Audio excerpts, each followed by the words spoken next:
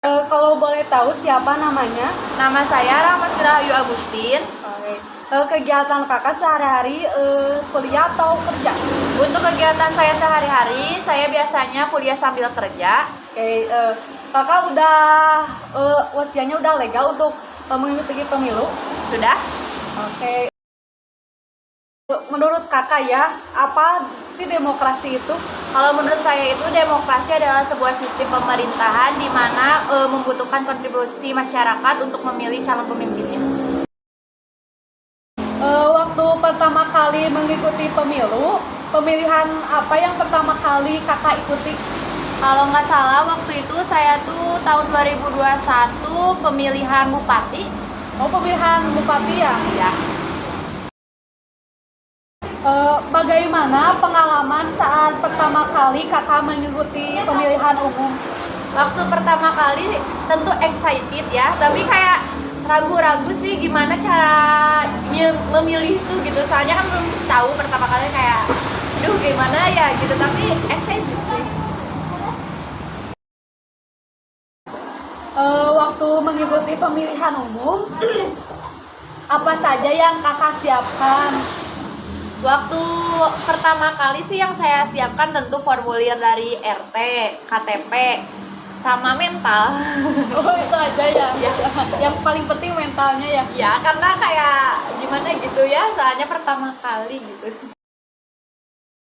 Oke, bagaimana cara kakak dalam memilih caleg? Apakah dari aspek visi misi atau partai politiknya atau dari mananya? Kalau saya sih emangnya wajib gitu dari visi misinya, tapi saya juga lihat dari aspek image-nya gitu, kayak gimana sih orang ini gitu, sosial medianya saya cari tahu gitu, apa aja yang udah dilakuin buat negara ini gitu. Kalau udah itu ya saya, kalau misalnya itu worth it ya saya pilih. Apakah kakak tahu capres dan cawapres yang akan mengikuti pemilu di tahun 2024 nanti? Kalau yang saya tahu sih Bapak Prabowo sama Bapak Anies ya, selebihnya saya kurang tahu karena saya belum mengikuti lagi perkembangannya gimana ya.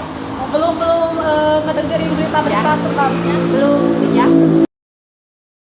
Apakah kakak sudah mempunyai calon yang kakak unggulkan untuk pemilu di tahun 2024 nanti?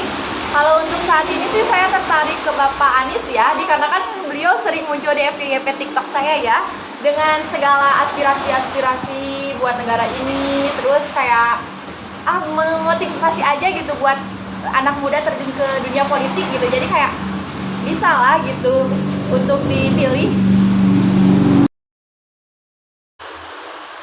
Apa pendapat kakak tentang wacana Bapak Presiden Jokowi 3 periode?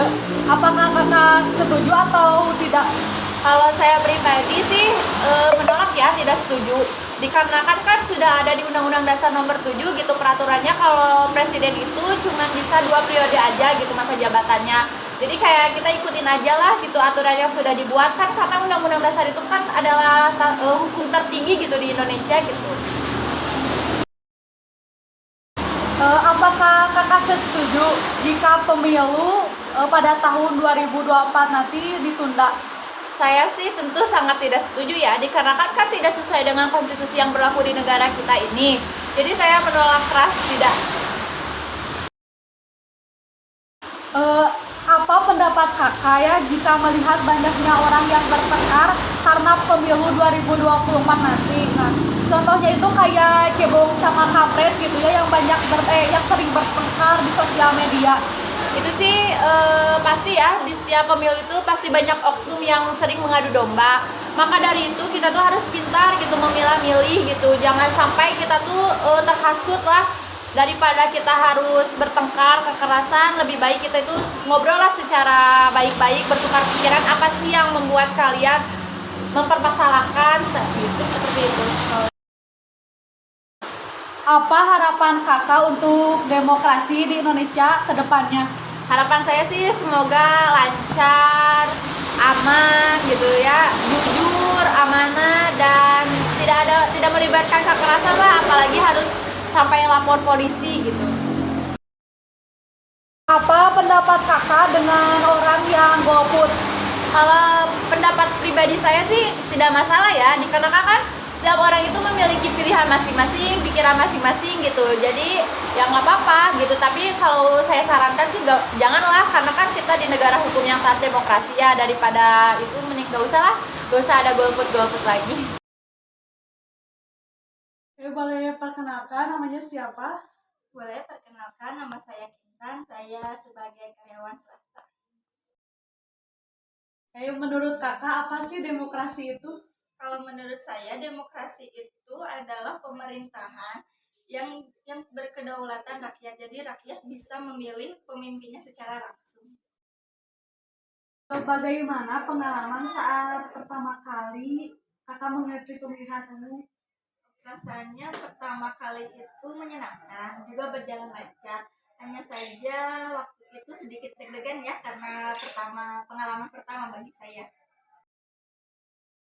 Saat ingin mengikuti pemilu, apa saja yang biasa kakak siapkan?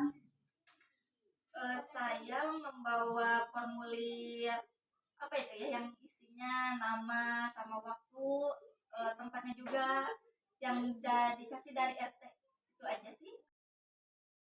Gimana cara kakak dalam memilih caleg? Apakah dari partai politiknya, visi misi, atau dari apanya? Kalau bagi saya sih nggak ada kriteria khusus ya. Paling untuk pemimpin itu syaratnya cuma dua, yaitu amanah dan jujur.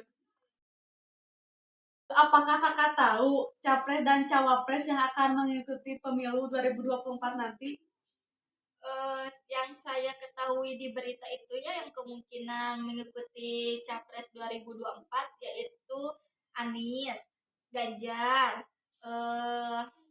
siapa itu, Sandiaga Uno, Prabowo, sama Puan Maharani. Mungkin itu saja, yang lainnya saya kurang tahu.